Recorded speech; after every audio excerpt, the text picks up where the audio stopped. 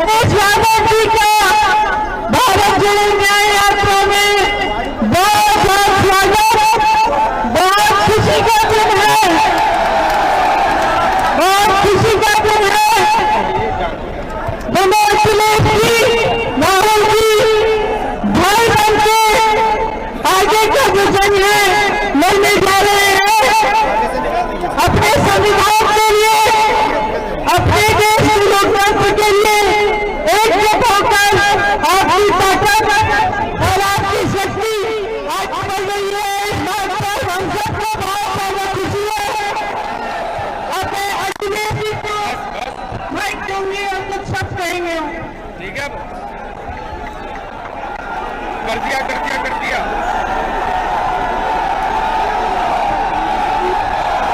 भारत जोड़ो यात्रा में चल रहे कांग्रेस पार्टी के नेता राहुल गांधी जी, श्रीमती प्रियंका गांधी जी यहां पर उपस्थित समाजवादी पार्टी के सभी हमारे नेता कार्यकर्ता, कांग्रेस पार्टी के सभी वरिष्ठ नेता, सभी कार्यकर्ता साथी पत्रकार बंधु, मैं सबसे पहले भारत जोड़ो यात्रा में आए हुए सभी दोनों दलों के कार्यकर्ताओं और आम जनता का बहुत बहुत धन्यवाद और आभार प्रकट करना चाहता हूं। प्रयागराज शहर दुनिया में जाना जाता है। मुझे खुशी है इस बात की ये मोहब्बत की दुकान को लेकर के जो चले हैं, इस शहर में, बाजार में ही पूरा शहर मोहब्बत का शहर है। जितनी मोहब्बत भर सकते भर करके ले जाइए और पूरी यात्रा में बांट के चले जाइए। आने वाले समय में जो चुनौती है वो लोकतंत्र बचाने की चुनौती है, संविधान बचाने की चुनौती है। बाबा साहब भीमराव अम्बेडकर जी ने जो सपना देखा, गरीब पिछड़े जिनको हक और सम्मान मिलना चाहिए, इतने वर्षों बाद भी सम्मान नहीं, और जो कुछ मिल भी रहा था वो भारतीय जनता पार्टी ने लूटने का काम किया है।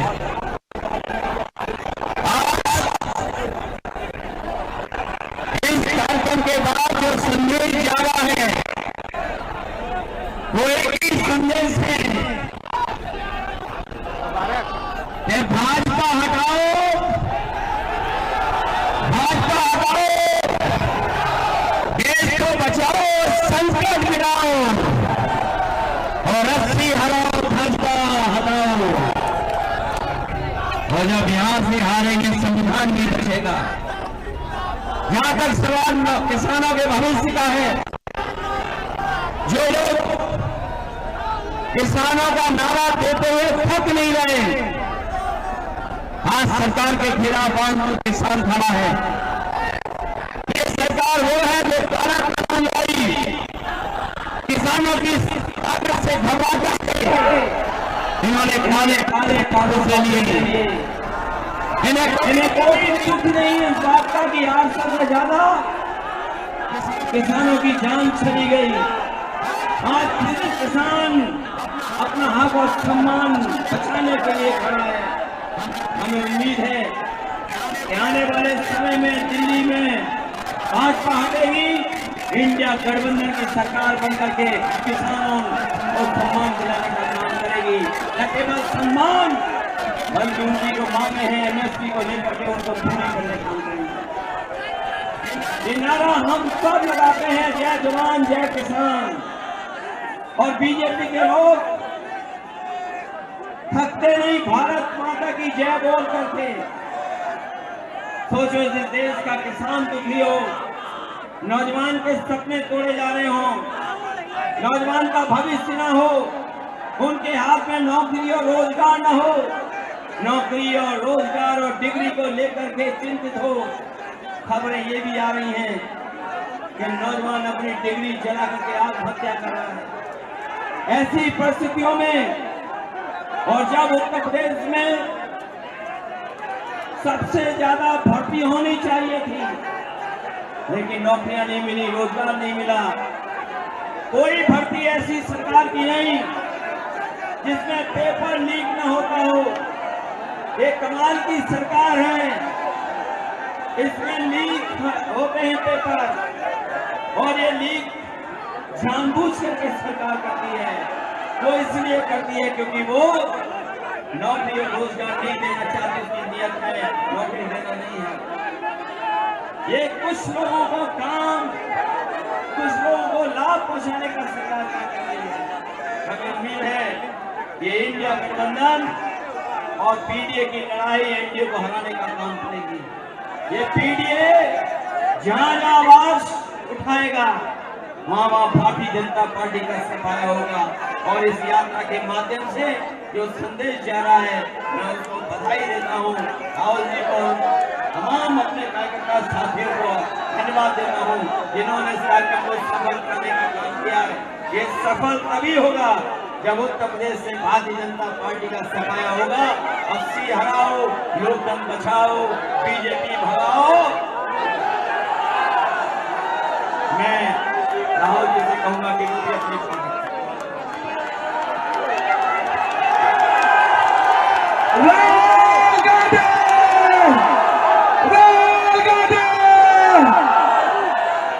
धन्यवाद अखिलेश जी।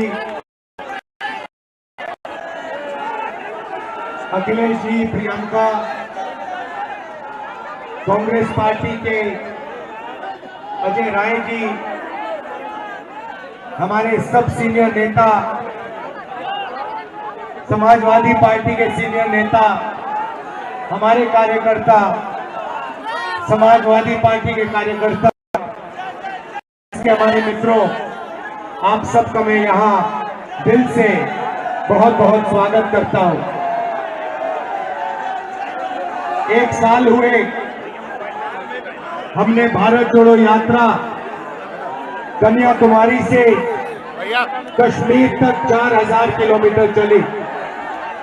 समुद्र के तट से हम शुरू हुए, हिमालय की बर्फों तक हमारी यात्रा गई, और यात्रा के अंदर से एक नारा आया, एक व्यक्ति आया दौड़ता हुआ, जैसे ये भीड़ है, उस भीड़ में से एक व्यक्ति आया दौड़ता हुआ, मेरे सामने खड़ा होकर ऐसे कहता है, राहुल जी, मैं जानता हूं आप क्या कर रहे हो। मैंने पूछा, भैया बताओ मैं क्या कर रहा हूं। कहता है, राहुल जी, आप नफरत के बाजार में मोहब्बत की दुकान खोलने निकले हो।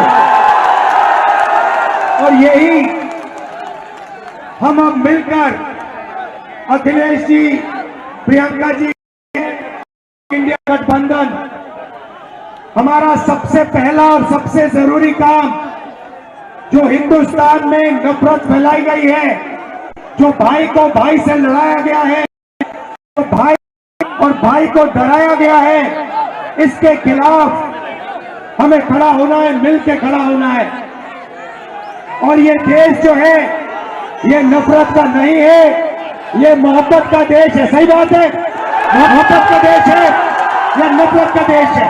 मोहब्बत का देश है ना। तो पहली लड़ाई नफरत को खत्म करने की लड़ाई है। मैं आपसे पूछता हूं, नफरत को नफरत से काटा जाता है? नहीं, नफरत को सिर्फ मोहब्बत काट सकती है। सही बात। नफरत को किस चीज से काटा जाता है? सुना नहीं मैंने? ये मोहब्बत से काटा जाता है, और हम इनकी नफरत को मोहब्बत से मिटाएंगे। अब यात्रा पे जब मैं चल रहा था, लोगों ने मुझसे कहा कि राहुल जी, आप 4000 किलोमीटर चल रहे हो, को मिटाने की कोशिश कर रहे हो।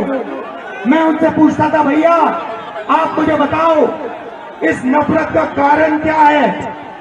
मुझे कहते थे, राहुल जी इस नफरत का सबसे बड़ा कारण है कि हिंदुस्तान में अन्याय फैल रहा है। गरीबों को अन्याय, किसानों के खिलाफ अन्याय, मजदूरों के खिलाफ अन्याय, महिलाओं के खिलाफ अन्याय। अगर आप गरीब हो, आपके साथ 24 घंटा इस देश में अन्याय होगा। तो नफरत का कारण अन्याय है और इसीलिए हमने भारत जोड़ो यात्रा में अन्याय शब्द जोड़ दिया है। अब यहां भीड़ से मैं पूछना चाहता हूं, इस देश में पिछड़े वर्ग के कितने लोग हैं? 50%। इस देश में दलित वर्ग के कितने लोग हैं? 15%। इस देश में माइनॉरिटी सारी की सारी मिला दो, मुसलमान, सिख, ईसाई कितने, जैन कितने हैं? 15%। 50 और 15 कितना हुआ? 65 और 15 कितना हुआ? उसमें 8% आदिवासी जोड़ दो, कितना हुआ? कितना हुआ? 88। हिंदुस्तान की सबसे बड़ी कंपनियों की लिस्ट निकालो, उनके मालिकों की लिस्ट निकालो और आपको दिखेगा कि 88% में से एक मालिक नहीं है आपका। आप फिर सीनियर कंपनी की मैनेजमेंट की लिस्ट निकालो, उसमें दिखेगा 88% से एक सीनियर मैनेजमेंट में आपका नहीं है। फिर मीडिया में जाओ, मीडिया की कंपनी के मालिकों की लिस्ट निकालो, 80% का एक भी मीडिया का मालिक नहीं, एक भी मीडिया में मालिक नहीं। मीडिया के बड़े बड़े पत्रकारों की लिस्ट निकालो, 88% का एक वहां पे नहीं मिलेगा। प्राइवेट अस्पतालों की लिस्ट निकालो, वहां नहीं मिलेगा। प्राइवेट कॉलेज यूनिवर्सिटी की लिस्ट निकालो, वहां नहीं मिलेगा। तो आप लोग हो कहां? आपके लोग हैं कहां? मैं बताता हूं। आपके लोग मनरेगा की लिस्ट में होंगे, आपके लोग कॉन्ट्रैक्ट लेबर की लिस्ट में होंगे, आपके लोग मजदूरी करते हैं। यही हमें बदलना है, यही न्याय, सामाजिक न्याय का मतलब है। भाई और बहनों, हिंदुस्तान के बजट को 90 लोग बांटते हैं, सबसे बड़े IAS अफसर। मैंने इनकी लिस्ट निकाली, 90 में से 3 पिछड़े वर्ग के हैं, 3 दलित वर्ग के हैं, 1 आदिवासी वर्ग का है। और अगर 100 रुपए बजट में खर्च होता है तो आप सब लोग मिलाकर 6-7% बजट की भागीदारी रखते हो। तो सच्चाई है कि हिंदुस्तान में लंबे लंबे भाषण चलते हैं, मगर जो गरीब लोग हैं, पिछड़े लोग हैं, दलित हैं, माइनॉरिटी के लोग हैं, आदिवासी लोग हैं, उनकी इस देश में भागीदारी है ही नहीं। और यही इंडिया गठबंधन का लक्ष्य है। हम सामाजिक न्याय के लिए लड़ रहे हैं, आर्थिक न्याय के लिए लड़ रहे हैं, किसानों के लिए लड़ रहे हैं। किसानों को सिर्फ एक चीज चाहिए, उन्होंने कहा है कि हमें लीगल MSP दे दीजिए। नरेंद्र सरकार कहती है कि हम आपको लीगल MSP नहीं देंगे, लीगल MSP आपको नहीं मिलेगी। इंडिया गठबंधन ने, कांग्रेस पार्टी ने कहा है जैसे ही हमारी सरकार आई, हिंदुस्तान के किसानों को हम लीगल MSP दिलवा देंगे, 1 मिनट नहीं लगेगा। तो ये न्याय की लड़ाई है, मोहब्बत की दुकान खोलनी है। और मैं अखिलेश जी को, समाजवादी पार्टी के सब कार्यकर्ताओं को, लीडर्स को, कांग्रेस पार्टी के कार्यकर्ताओं को, सबको बधाई देता हूं। और हम मिलकर लड़ रहे हैं और यहां हमारी जीत होगी। जय हिंद, नमस्कार। न्याय का हक मिलने तक।